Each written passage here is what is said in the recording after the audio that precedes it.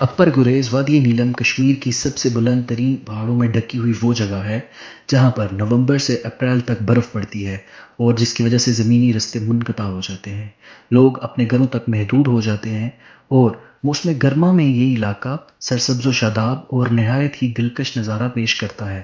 یہاں پر لوگ پاکستان بھر سے سیر و تفریح کے لیے آتے ہیں۔ نہایت خوبصورت علاقہ ہونے کے باوجود یہاں پر بہت ساری سہولیات کا فقدان ہے۔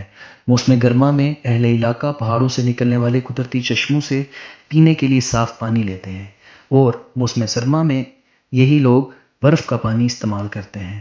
علاقہ کے لیے پانی کے مسئلے کو حل کرنے کے لیے دی ماؤنٹین ٹائیگر کے کمانڈنگ آفیسر کرنل توقیر نے سیچرڈے ویلفیئر آرگنائزیشن، دانش امان بھائی، مسز حدیجہ اور مسٹر عمر قاسم سے تعاون کی مدد سے گریس ویلی میں واٹر سپلائی اسکیم کا آغاز کیا ہے۔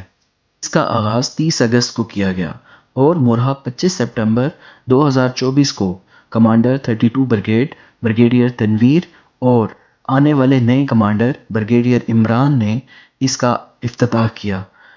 اس پر اہلِ علاقہ نے پاکستان آرمی کی کاوشوں کا خوب سراہا اور ان کا بھرپور شکریہ ادا کیا۔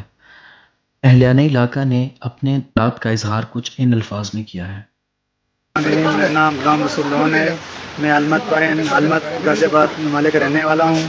تو میں پاک آرمی اور دانش بھائی کا بہت بہت شکریہ ادا کرتا ہوں جنہوں نے پاکستان آرمی کی وساطت سے ہمیں پانی کا دیرینہ مسئلہ حل کر دیا۔ محمد بادشاہ، میں غازی مانا علمت پائن کا رہائشی ہوں۔ سیکرٹری ویلفیئر گروپ کے ہم بہت بہت شکر گزار ہیں۔ یہ ماؤنٹین ٹائیگر کرنل توقیر صاحب کی وساطت سے پانی کا جو دیرینہ مطالبہ تھا وہ آج حل کر دیا اور اس کو آج پانی تکمیل تک پہنچا ہے۔ اس پانی کے ذریعے سے تقریباً 200 گھر تک پانی سے مستفید ہوتا ہے۔ ہمارا یہ دیرینہ مطالبہ تھا کیونکہ ہمارے عورتیں دور دراز علاقوں سے پانی سر پہ اٹھا کے لے کے آتی ہیں اور آج یہ جو پانی کا مطالبہ تھا یہ حل ہو گیا۔ ہم ان کے بہت بہت شکر گزار۔ پاکستان، پاک فوج۔ میرا نام سریا بی بی ہے، میں علمت کی رہنے والی ہوں۔ میں اس پاک کو بہت دل سے شکریہ ادا کرتی ہوں۔